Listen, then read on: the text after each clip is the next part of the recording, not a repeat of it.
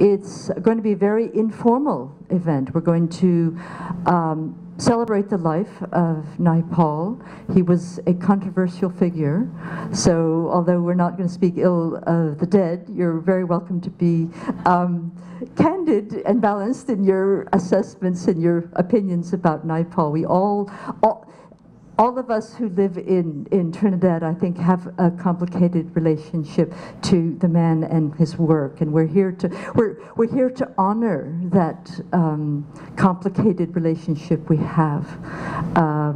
We're just going to open. This is an open mic session. I'm going to invite people to come and say a few words. My own personal take on Naipaul. Like many people based in the UK, my first taste of West Indian literature came in the form of a novel called A House for Mr. Biswas, which I think I read in 1994, long before I ever knew I would move to Trinidad, and indeed long before I knew I would embark on an academic career. So were my ideas about Trinidad influenced by Naipaul's writing before I arrived here in 2011? I would like to think not, because I've always known that all cultures are diverse and multifaceted, and that fiction is all about the subjective narrative perspective. In any case, Naipaul famously insisted that he was not a West Indian writer, he was a writer. So why this resistance to group identity on his part? Well, as we all know, Naipaul was always fiercely individualistic. He writes in A Way in the World, quote, "I wished to belong to myself. I couldn't support the idea of being part of a group," end quote.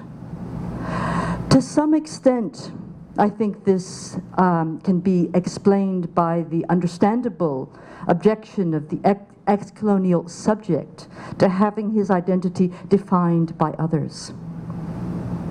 Naipaul's anxiety about his identity pervaded his writing, and like his protagonist in A House for Mr. Biswas, he persistently expressed a strong desire to resist group affiliation and assert his individuality, always searingly honest about his own feelings and experiences. He offers an extraordinary account in An Area of Darkness of his sense of melting into an Indian street. I'll read a quote for you from that. Quote, "And for the first time in my life, I was one of the crowd.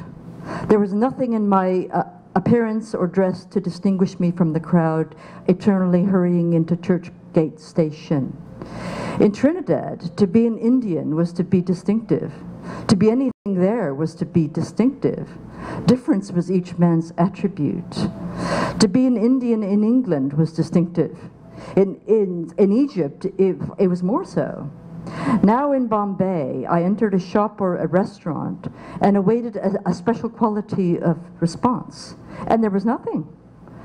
It was like being denied part of my reality. I might sink without a trace into that Indian crowd. I had been made in Trinidad and England. Recognition of my difference was necessary to me. I felt the need to impose myself and didn't know how," end quote. Now, cynics might interpret this as Naipaul's expression of his egotistical desire to be distinctive, as he was in Trinidad, a place where distinctiveness was not necessarily the attribute of each man, but of each elite male like himself.